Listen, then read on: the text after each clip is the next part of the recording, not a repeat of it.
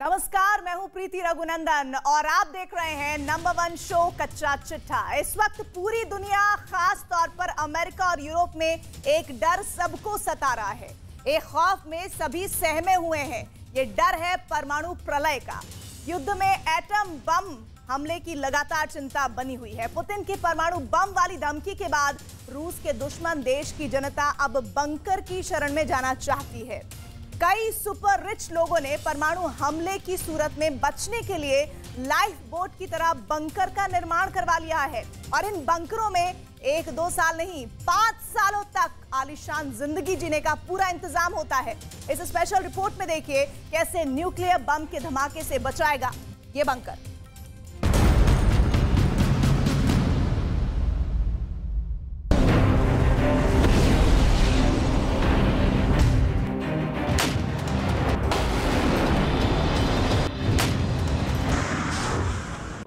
Страна также располагает различными средствами поражения, а по отдельным компонентам и более современными, чем у стран НАТО. И при угрозе территориальной целостности нашей страны для защиты России и нашего народа мы, безусловно, используем все имеющиеся в нашем распоряжении средства. Это не блеф. Граждане России могут быть уверены, территориальная целостность нашей Родины, наша независимость и свобода будут обеспечены. Подчеркну это еще раз. Всеми имеющимися у нас средствами. А те, кто пытаются шантажировать нас ядерным оружием, должны знать, что роза ветров может развернуться и в их сторону. Bulb नहीं, 100% पक्का।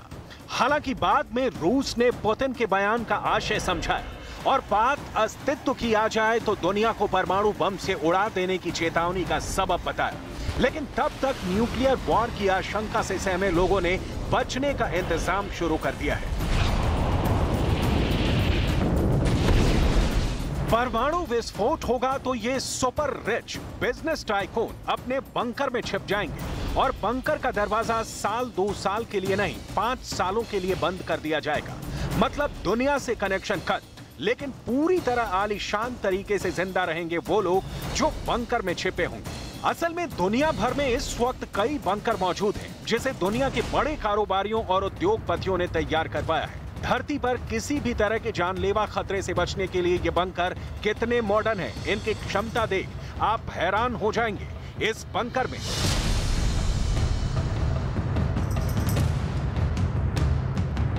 परमाणु बमों से सिर्फ न्यूक्लियर बंकर ही बचा सकता है। न्यूक्लियर युद्ध के खतरे से लोग इस कदर डरे हैं कि यूरोप में परमाणु बंकरों की डिमांड में बड़ा उछाल देखने को मिला है। लोगों को इस बात का अंदेशा है कि रूस किसी भी वक्त परमाणु बम से भरे रॉकेट को लॉन्च कर देगा। परमाणु बम किसी भी समस्या का हल नहीं है। पुतिन जैसे दुनिया के शक्तिशाली नेता के दिल और दिमाग में पूरी तरह शायद साफ हो, क्योंकि अगर न्यूक्लियर बम यूक्रेन पर गिरता है तो सिर्फ यूक्रेन नहीं जलेगा, इसकी सद खुद रूस भी आएगा। जर्मनी, स्विट्जरलैंड, फ्रांस और ब्रिटेन पर भी इसका असर होगा और तब जरूरत पड़ सकती है न्यूक्लियर बंकर्स की।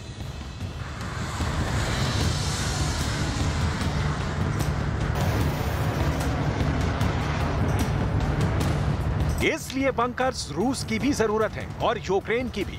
कीव में ज़ेलेंस्की अगर बंकर में नहीं छिपे होते तो युद्ध के बिल्कुल शुरुआत में ही उन्हें रूस की फौज प्रेसिडेंट पैलेस से दबोच चुकी होती। इसलिए दुनिया भर के रईस अगर उनके देश में किसी भी तरह की मुश्किल है तो बंकर बनवा रहे हैं। इजरायल में तो हर 4 कदम पर बंकर्स हैं, क्योंकि इजरायल अपने दुश्मनों से घिरा है। लेकिन सवाल सिर्फ बंकर बनाने और बचने का नहीं है, सवाल है पूरी दुनिया के भविष्य का, उसकी बर्बादी और तबाही का।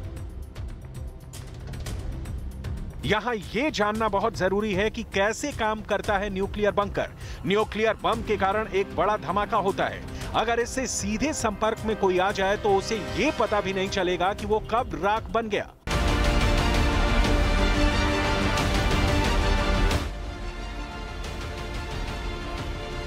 इन धमाकों के बाद सबसे खतरनाक चीज रेडिएशन होती है। इसी से बचने के लिए बंकर बनाए जाते हैं जो जमीन के नीचे बने घर की तरह होते हैं। इनकी दीवारें मोटी कंक्रीट से बनी होती हैं ताकि रेडिएशन ना पहुंचे। बंकरों में ऑक्सीजन और खाने पीने की व्यवस्था रखी जाती है, क्योंकि धमाके के कई दिनों बाद तक उसी में रहना होगा।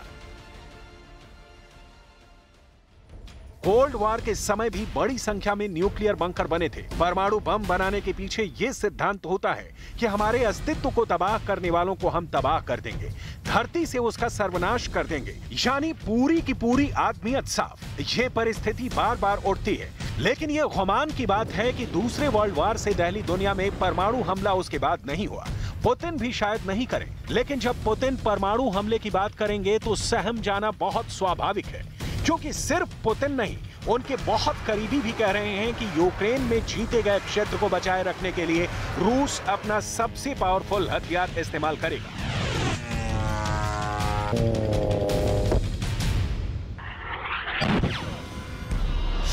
पावरफुल हथियार के इस्तेमाल की बात कहने वाले हैं रूस के पूर्व राष्ट्रपति दिमित्री मेदवेदेव। मेदवेदेव का यह भी कहना है कि रूस स्ट्रेटेजिक वेपन का इस्तेमाल भी करेगा। ऐसी परिस्थिति में दिमित्री मेदवेदेव रूस सिक्योरिटी काउंसिल के डिप्टी चेयरमैन भी हैं। बहुत क्लियर है कि यूक्रेन में रूस अब पीछे नहीं हटने वाला और इसके लिए कुर्बानी किस स्तर की होगी, पुतिन इसके लिए तैयार है। रूस सरकार साफ शब्दों में कह चुकी है कि उसे 10 लाख लोगों की जरूरत है। 3 लाख की रिजर्व फौज अभी यूक्रेन भेजी जा रही है और आगे जरूरत के मुताबिक लोगों को यूक्रेन भेजा जाएगा। ये लोग जाहिर तौर पर देश के युवा होंगे, इसलिए इन रूस के युवाओं में आशंका भी पैदा हो गई है कि उन्हें जबरदस्ती युद्ध में भेजा जा सकता है। इन युवाओं के पास बचने के लिए बंकर्स नहीं है, लिहाजा इनमें से कुछ देश छोड़कर जाना पसंद कर रहे हैं। यूक्रेन युद्ध इस मुकाम पर पहुंच गया है जहां पुतिन को बड़ा फैसला लेना ही होगा और इस फैसले से विनाश चिपका हुआ है। यूक्रेन पहले ही पुतिन की हाइपरसोनिक मिसाइलों से धुआं है। अब इसके आगे यूक्रेन पर रूस का और प्रचंड हमला मुल्क को पूरी तरह तबाह कर देगा। यहाँ रूस के रक्षा मंत्री को जरूर सुनना चाहिए।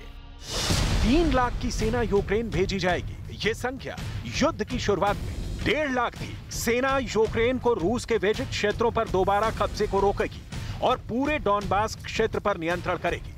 रूस के खतरनाक हथियारों के इस्तेमाल की आशंका पूरी दुनिया से रिएक्शन आ रहा है। अमेरिका के राष्ट्रपति जो बाइडेन हो या ब्रिटेन के प्रधानमंत्री लिज ट्रस, यूक्रेन को पूरा समर्थन हासिल है। अमेरिका और यूरोप से यूक्रेन पहुंचने वाले हथियारों के जखीरे ने पुतिन को इतना क्रोधित कर दिया है कि अब वो न्यूक्लियर अटैक की बात कर रहे हैं। रूस के पास कुल 5,997 न्यूक्लियर वॉरहेड हैं, जिनमें 1,558 रेडी हैं, 2,889 रिजर्व हैं और 1,500 न्यूक्लियर वॉरहेड रिटायर हो चुके हैं। बर्बादी का अंदाजा लगाइए, अगर रूस ने परमाणु बम गिराया तो क्या होगा। यूक्रेन को मिले समर्थन का अंजाम पूरी दुनिया के सामने है और सिर्फ हथियार और डॉलर नहीं, ब्रिटेन के सैनिक भी यूक्रेन जंग में जमीन पर उतर रहे हैं। रूस के कब्जे से छुड़ाए ब्रिटेन के इन 2 सैनिकों को सुन लीजिए। यूक्रेन युद्ध में पुतिन की पोजीशन की झलक मिल जाएगी। इन सैनिकों को सऊदी अरब के क्राउन प्रिंस की मध्यस्थता के जरिए छुड़ाया गया है। इन लोगों को रूस के समर्थक अलगाववादियों ने पकड़ लिया था। एडन एस्लिन और शॉन पेनर खुश हैं कि वो युद्ध में गए भी और जिंदा भी लौट आए। ये आलम तब है जब अमेरिका से लेकर यूरोप का कोई भी देश हो ये मानने के लिए तैयार नहीं है कि रूस के खिलाफ यूक्रेन में उसने अपने सैनिक उतारे हैं। ब्रिटेन उन देशों में से है जो यूक्रेन को बढ़ चढ़कर मदद कर रहा है। ब्रिटेन में लिज ट्रस की जीत पर ज़ेलेंस्की ने कहा कि मुझे विश्वास है कि हम रूस के खिलाफ सुरक्षा के लिए बहुत कुछ करने में सक्षम होंगे। उम्मीद है कि ब्रिटेन की नई नेता लिज ट्रस यूक्रेन युद्ध में रूस को विफल करने में मदद करेंगी। मुझे भरोसा है कि हम साथ मिलकर अपने लोगों की रक्षा करने और सभी रूसी विनाशकारी प्रयासों को विफल करने के लिए और अधिक मजबूती से सक्षम रहेंगे। रूस को इसी तरह की मदद ने यूक्रेन में जीत से रोक रखा है। उम्मीद थी कि सदियों की सोच यूरोपीय देश रूस के गैस और तेल पर निर्भरता के चलते यूक्रेन की मदद नहीं करेंगे, लेकिन युद्ध का ऐलान होते ही इनका सुर ताल बदल गया। नतीजा है कि यूक्रेन जैसा देश भी रूस पर हावी हो रहा है। रूस का क्रोध लाजमी है। यूक्रेन युद्ध पुतिन के लिए करो या मरो जैसा हो गया है। हारे तो सब कुछ हाथ से निकल जाएगा, जिसकी संभावना हालांकि नहीं है, और पीछे हटे तो देश दुनिया में फजीहत हो जाएगी। ऐसे में न्यूक्लियर थ्रेट यानी धमकी रणनीति का एक अहम हिस्सा हो सकता है।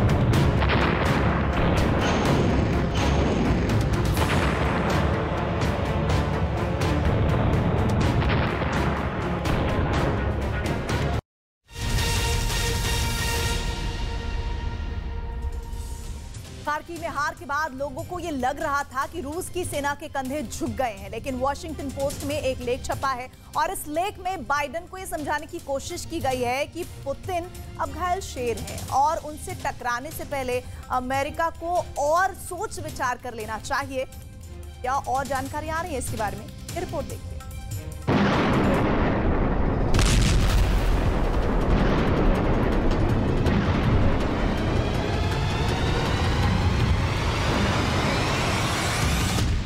पुतिन को कमजोर आंकना बहुत बड़ी भूल है।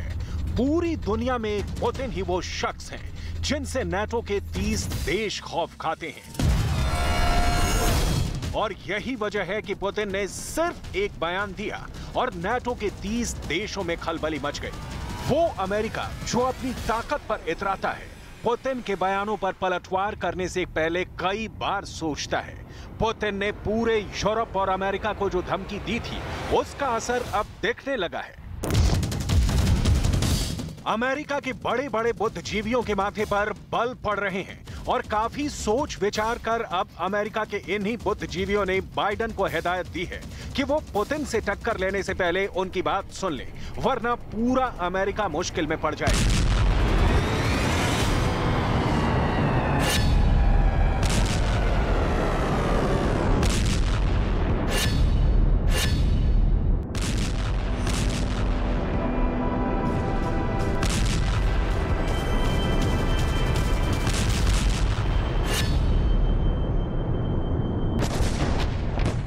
जरा देखिए अमेरिका और दुनिया के बड़े अखबारों में शामिल वॉशिंगटन पोस्ट की ये हेडलाइंस। हार्वर्ड कॉलेज से पढ़े विदेशी मामलों के जानकार डेविड इग्रेटियस ने बाइडेन को सलाह दी है कि पुतिन का सामना करने के लिए बाइडेन को क्यूबा के मिसाइल संकट का अध्ययन करना चाहिए।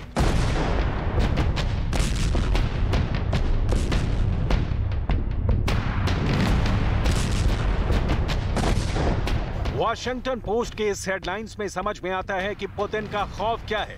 पुतिन भले ही खार्किव में हार गए हों, लेकिन पुतिन अब घायल शेर हैं और घायल शेर बहुत खतरनाक होता है और यही चिंता अमेरिका के रणनीतिकारों को अंदर अंदर बेचैन और परेशान किए हुए है। बड़ी बात यह है कि वॉशिंगटन पोस्ट के इस आर्टिकल में एक घटना का जिक्र है, क्यूबा मिसाइल संकट। आखिर ये कौन सा संकट है जिससे सबक लेने की सलाह बाइडेन को दी जा रही है?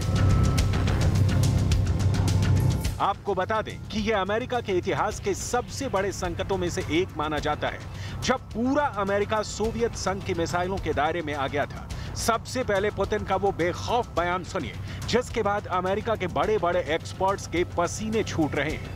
Пошел и ядерный шантаж. Речь идет не только о поощряемых Западом обстрелах Запорожской атомной электростанции, что грозит атомной катастрофой, но и о высказываниях некоторых высокопоставленных представителей ведущих государств НАТО о возможности и допустимости применения против России оружия массового поражения, ядерного оружия. Граждане России могут быть уверены, территориальная целостность нашей Родины, наша независимость и свобода будут обеспечены. Подчеркну это еще раз. Всеми имеющимися у нас средствами. А те, кто пытаются шантажировать нас ядерным оружием, должны знать, что роза ветров может развернуться и в...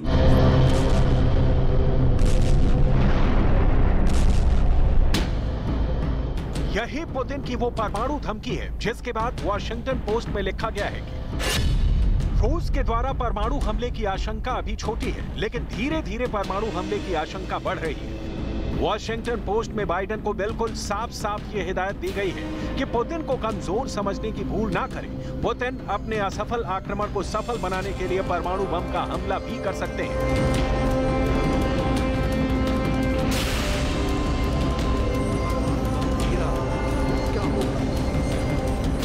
बाइडेन को यह सलाह दी गई है कि बाइडेन को अब वो गलती नहीं दोहरानी चाहिए जो साल 1959 में अमेरिका के राष्ट्रपति रहे ड्वाइट डेविड आइजनहावर ने की थी। आइजनहावर के इसी गलती की वजह से क्यूबा मिसाइल संकट पैदा हुआ था। दरअसल 1959 में आइजनहावर ने तुर्की में अपनी जुपिटर मिसाइल तैनात कर दी थी। जिस तरह आज अमेरिका ने यूक्रेन को रूस के खिलाफ एक बेस की तरह इस्तेमाल किया है, ठीक उसी तरह आज से 63 साल पहले अमेरिका के राष्ट्रपति आइजनहावर ने तुर्की में अपनी खतरनाक मिसाइल तैनात कर दी थी, जिसका नाम है PGM-19 जुपिटर। इस मिसाइल की रेंज ने रूस के होश उड़ा दिए थे। दरअसल तुर्की की राजधानी अंकारा से रूस की राजधानी मॉस्को की एयर डिस्टेंस लगभग 2700 किलोमीटर है और जुपिटर मिसाइल की रेंज भी अधिकतम 2700 किलोमीटर है। यानी जुपिटर मिसाइल से मॉस्को तक मौजूद रूसी शहर अमेरिका के मिसाइल की जद में थे। इटली में भी आइजनहावर ने यही किया और सोवियत संघ को दो तरफ से घेर लिया। उस वक्त सोवियत संघ के प्रीमियर निकिता ख्रुश्चेव थे, जो बहुत बड़े और कद्दावर लीडर थे। उन्होंने क्यूबा के फिदेल कास्त्रो से नजदीकियां बढ़ाई। 1959 में फिदेल कास्त्रो ने क्यूबा की सत्ता पर कब्जा कर लिया। अगर आप मैप पर देखें तो आपको पता चलेगा कि क्यूबा में सोवियत संघ का बेस बनते ही लगभग आधे से ज्यादा अमेरिका रूसी मिसाइलों की रेंज में आ गया।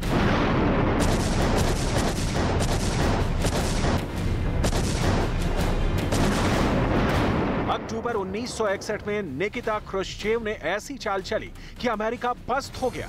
आखिरकार तत्कालीन अमेरिकन राष्ट्रपति केनेडी और रूस के निकिता ख्रुश्चेव के बीच संयुक्त राष्ट्र ने समझौता कर पाया और फिर दोनों देशों ने एक दूसरे के बेसिस के पास मिसाइलों को हटाया।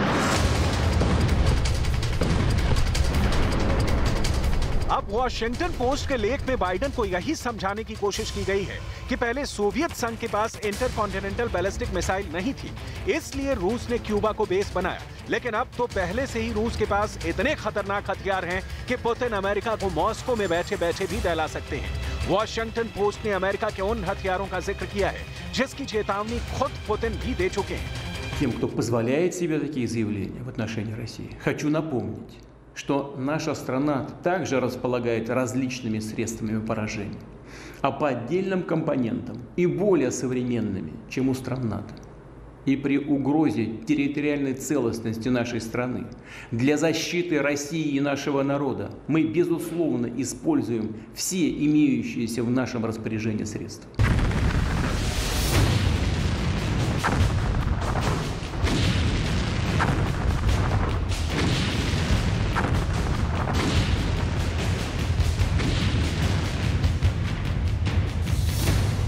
इस धमकी पर वॉशिंगटन के वॉर रूम में मंथन चल रहा है। रूस को अब हमला करने के लिए किसी क्यूबा जैसे देश की जरूरत भी नहीं है।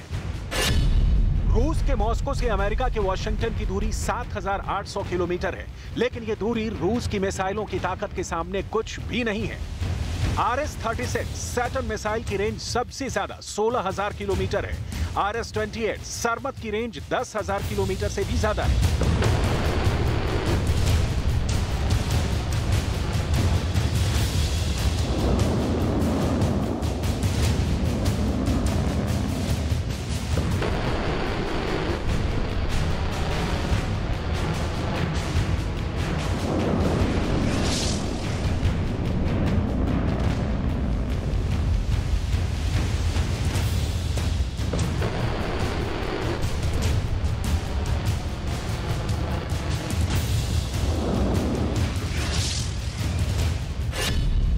की मिसाइल RS-24 जास 11,000 किलोमीटर तक वार कर सकती है। अमेरिका के बड़े बड़े शहर इस मिसाइल की रेंज में हैं। रूस की भरोसेमंद मिसाइल UR-100 स्टिलेटो 10,000 किलोमीटर से ज्यादा दूर तक मार कर सकती है।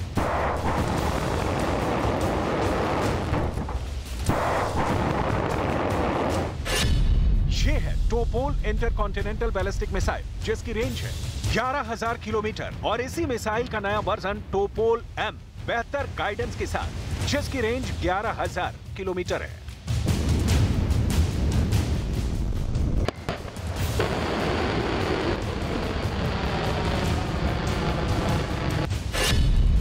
अब सवाल है कि ये टोपोल कहां तैनात है। टोपोल के दोनों वर्जन क्यों अमेरिका और नेटो के लिए खतरा है। टोपोल मिसाइल, जिसकी रेंज 11,000 किलोमीटर है, वो 8 सीक्रेट बेस से लॉन्च की जा सकती है और इनके जद में न्यूयॉर्क भी रहेगा, जो उनकी मिसाइलें नहीं कर पाए।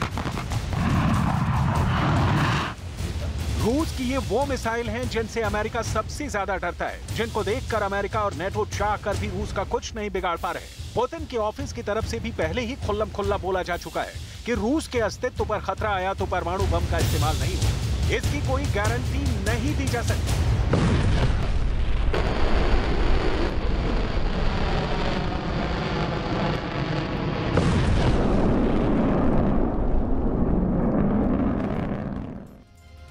यूक्रेन में जिस बात का डर लोगों को सता रहा था, अब कुछ वैसी ही तस्वीरें सामने आती जा रही हैं। सैन्य लामबंदी के ऐलान के बाद पुतिन की सेना ने यूक्रेन पर डराने वाले हमले शुरू कर दिए हैं।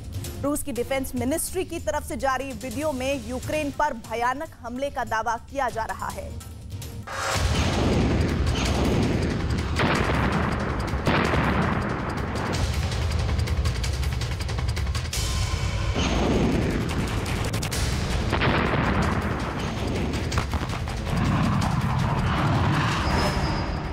यूक्रेन पर तेज हुए रूस के हमले।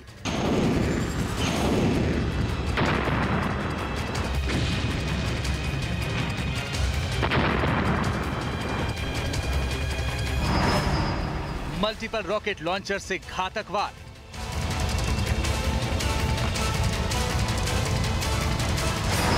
तोप के गोलों का ताबड़तोड़ प्रहार।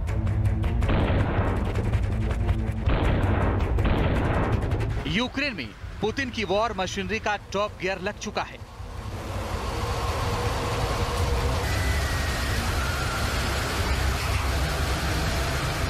जल, थल और वायु से यूक्रेन की धरती पर जबरदस्त हमले किए जा रहे हैं।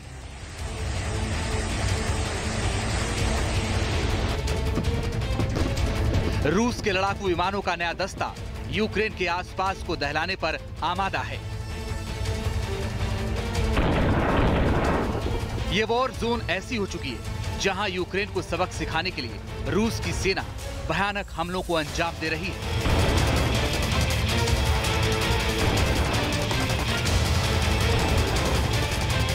रूस के रक्षा मंत्रालय की तरफ से जारी इस वीडियो में साफ देखा जा सकता है कि कैसे रूस के मल्टीपल रॉकेट लॉन्चर खार्किव में यूक्रेन के सैन्य अड्डों को तबाह कर रहे हैं।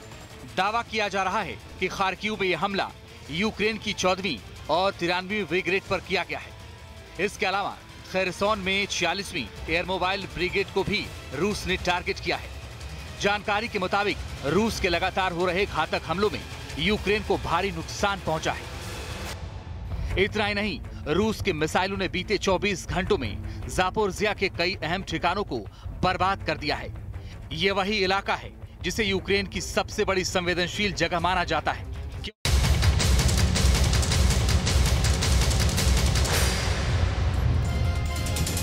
अमेरिका और चीन के बीच ताइवान को लेकर पिछले करीब 2 महीने से तनाव है और इस बीच जो खबर अमेरिकी मीडिया से आ रही है वो वाकई चौंकाने वाली है। खबर यह है कि अमेरिका का टॉप सीक्रेट लीक हो गया है। बाइडेन की न्यूक्लियर लैब में डाका पड़ गया है। डाका डालने वाला कोई और नहीं बल्कि शी जिनपिंग के साइंटिस्ट हैं। चीन के ये परमाणु चोर कौन है, इस स्पेशल रिपोर्ट को बेहद गौर से देखिए।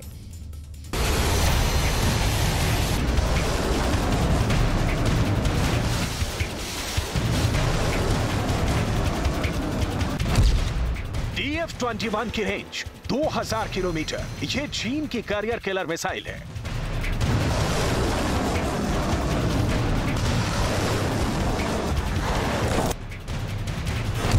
चीन के intercontinental ballistic missile DF-31 range 11000 kilometre.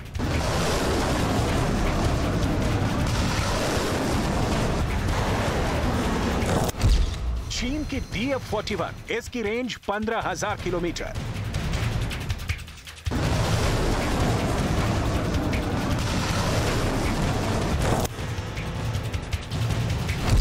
चीन की बहुत बड़ी परमाणु मिसाइल DF-5 रेंज 13000 किलोमीटर।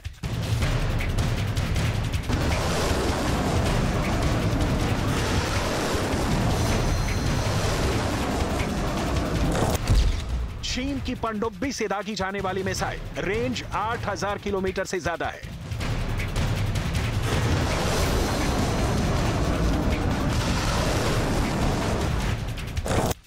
चीन के इस मिसाइल जखीरे के बारे में बताने की बहुत बड़ी वजह है। चीन का मिसाइल स्टोर इस वक्त अमेरिका को बहुत बड़ा चैलेंज पेश करने जा रहा है। दावा है कि अमेरिका के हथियार, अमेरिका की तकनीक का चीन के वैज्ञानिकों की मदद से नकल कर चीन अमेरिका को मात देने में लगा है। अमेरिका की मीडिया की एक इन्वेस्टिगेटिव रिपोर्ट ने इस वक्त पूरी दुनिया में सनसनी मचा रखी है।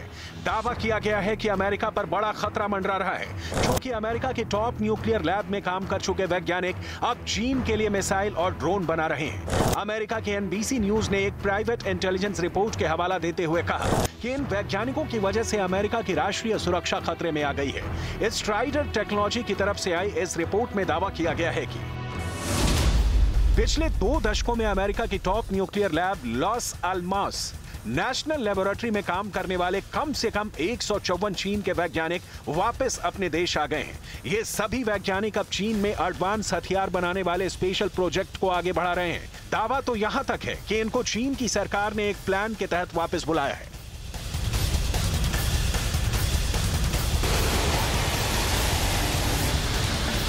शी जिनपिंग के राष्ट्रपति बनने के बाद से चीन की विस्तारवादी नीति में तेजी आई है।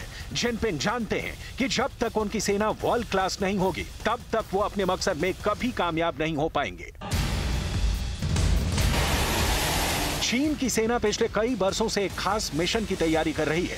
चीन अपनी मिलिट्री ताकत को बहुत बढ़ा चुका है। शी का प्लान इस मामले में भी अमेरिका को मात देने का है और शी जिनपिंग को यह बात बहुत अच्छे से पता है कि अमेरिका को हथियारों से मात देने के लिए बेहतर तकनीक की जरूरत है, अनुभवी वैज्ञानिकों की जरूरत है और चीन की यह जरूरत अमेरिका के अलावा कहीं और से ही पूरी नहीं हो सकती। यही वजह है कि चीन ने अमेरिका के डिफेंस लैब में काम करने वाले चीनी वैज्ञानिकों की चीन वापसी की रणनीति को एक मिशन बना लिया है। अमेरिका की प्राइवेट इंटेलिजेंस एजेंसी स्ट्राइडर के को-फाउंडर और रिपोर्ट को तैयार करने वाले ग्रेग लेवेस्क्यू की माने तो यह टैलेंट ट्रांसफर अमेरिका की राष्ट्रीय सुरक्षा को सबसे बड़ा खतरा है। चीन एक ऐसा खेल खेल रहा है जिसके लिए अमेरिका बिल्कुल भी तैयार नहीं है। अब वाकई समय आ गया है जब कोई ठोस कदम उठाना होगा। इस टैलेंट ट्रांसफर के लिए चीन ने अपना सबसे बड़ा टारगेट अमेरिका की लॉस अल्मोस नेशनल लेबोरेटरी को बनाया है। अमेरिका ने लॉस अल्मोस नेशनल लेबोरेटरी में ही सबसे पहले अपने परमाणु हथियार तैयार किए थे। इस लैब में दशकों से चीन के सैकड़ों वैज्ञानिक काम करते रहे हैं। स्ट्राइडर की रिपोर्ट के मुताबिक इस न्यूक्लियर लैब में काम कर रहे ऐसे वैज्ञानिकों को बड़ी सैलरी देकर वापस बुला लिया गया ताकि वो चीन की सेना के लिए धरती में काफी गहराई तक हमला करने वाले हथियार, हाइपरसोनिक मिसाइलें, शांत पनडुब्बियां और एडवांस ड्रोन को बनाने में मदद कर सके। और इसके लिए चीन एक वैज्ञानिक पर 8 करोड़ रुपए खर्च कर रहा है। अमेरिका के इंटेलिजेंस अधिकारियों की माने तो स्ट्राइडर की ताजी रिपोर्ट ये बताने के लिए काफी है कि कैसे चीन की सरकार टैलेंट रिक्रूटमेंट प्रोग्राम के जरिए अमेरिकी टेक्नोलॉजी की मदद से एक ऐसी सेना तैयार करने में लगी है जो अमेरिका के लिए सबसे बड़ा खतरा साबित हो। वैसे चीन पर अमेरिका की टेक्नोलॉजी चोरी करने का आरोप नया नहीं है। अमेरिका की तकनीक की नकल कर हथियारों के चाइनीज वर्जन बनाने के आरोप चीन पर पहले से लगते रहे हैं। मिसाल के तौर पर दावा किया जाता है कि चीन का J-20 फाइटर जेट अमेरिका के F-22 की नकल है। J-31 लड़ाकू विमान F-35 की चाइनीज कॉपी है। अमेरिका के प्रेडेटर की नकल कर चीन ने WL-4 ड्रोन बनाया है। आरोप है कि चीन का Z-20 हेलीकॉप्टर अमेरिका की ब्लैक हॉक हेलीकॉप्टर की तकनीक पर बना हुआ है। चीन पर आरोप तो यहां तक लगे हैं कि चीन ने अपने मालवाहक विमान Y-20 को ग्लोब मास्टर की टेक्नोलॉजी पर बनाया है। अमेरिका के स्ट्रेटेजिक कमांड के मुखिया एडमिरल चार्ल्स रिचर्ड का दावा है कि चीन अपने परमाणु हथियारों के जखीरे को तेजी से बढ़ा रहा है और यह अमेरिका के लिए बहुत बड़ा खतरा है। फिलहाल चीन के पास करीब 350 परमाणु हथियार हैं और अमेरिका के पास 5550 परमाणु हथियार। पेंटागन की एक रिपोर्ट के मुताबिक चीन 2027 तक 700 परमाणु हथियार बना लेगा, वहीं 2030 तक अपने जखीरे में लगभग 1000 परमाणु हथियार जमा कर लेगा। साफ है चीन की मंशा आने वाले दिनों में दुनिया पर न्यूक्लियर धाक जमाने की है। इसलिए वो अमेरिका से अपने वैज्ञानिकों को चीन बुला रहा है और अमेरिका के न्यूक्लियर लैब में उनके अनुभवों का इस्तेमाल नई मिसाइलों को बनाने में कर रहा है। फेडरेशन ऑफ अमेरिकन साइंटिस्ट ने चीन के अंडरग्राउंड मिसाइल स्टोरेज की सैटेलाइट तस्वीरें जारी की हैं। दावा किया जा रहा है कि चीन के पश्चिमी शहर यमन के पास एक रेगिस्तान में रोबस्ट परमाणु मिसाइल और इंटरकॉन्टिनेंटल बैलिस्टिक मिसाइल के लिए 120 से ज्यादा साइटों का निर्माण कर रहा है। ये लंबी दूरी तक मार करने वाली मिसाइलें हैं, जिसकी जद में अमेरिका होगा।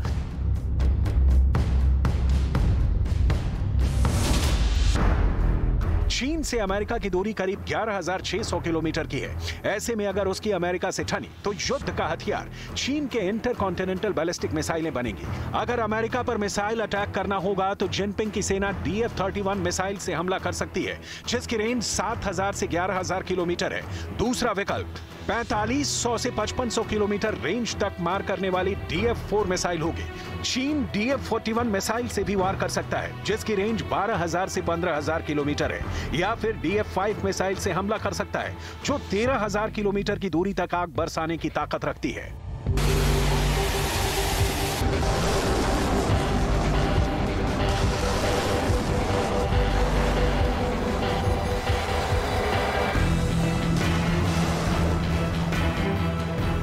अमेरिका की एक खुफिया रिपोर्ट की माने तो मौजूदा वक्त में चीन C4I फॉर्मूले पर काम कर रहा है। C4 का मतलब है कमांड, कंट्रोल, कम्युनिकेशन, कंप्यूटर।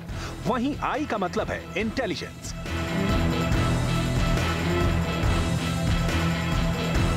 इसमें मिसाइलें भी हैं, युद्धपोत भी हैं, फाइटर जेट भी हैं और हाइपरसोनिक हथियार भी हैं। अमेरिकी वायुसेना के मेजर जनरल कैमरन होल्ट ने भी चीन को लेकर बहुत बड़ी वार्निंग दी है। अमेरिका के मुकाबले चीन 5 गुना तेजी से नए हथियार बना रहा है, वो भी अमेरिका से 20 गुना कम खर्च पर। यानी जिस आधुनिक हथियार को बनाने में अमेरिका $20 लगा रहा है, उसे चीन सिर्फ $1 के खर्च में तैयार कर रहा है। अमेरिकी एयरफोर्स के अधिग्रहण के लिए बनाई गई स्पेशल टीम में deputy assistant secretary major general Cameron Holt की वार्निंग अमेरिका को डराने वाली है। होल्ट का कहना है कि चीन समान क्षमता को हासिल करने के लिए हमारे $20 में लगभग $1 खर्च करता है। अगर हम लागत को कम करने और हमारी रक्षा आपूर्ति श्रृंखला में गति बढ़ाने का तरीका नहीं समझ सकते हैं तो हम हारने जा रहे हैं। मेजर जनरल कैमरन होल्ट की यह वार्निंग तब और बड़ी बन जाती है जब यह रिपोर्ट सामने आती है कि चीन टैलेंट रिक्रूटमेंट प्रोग्राम चलाकर अमेरिका की तकनीक अपने वैज्ञानिकों की मदद ले चुराने में लगा है।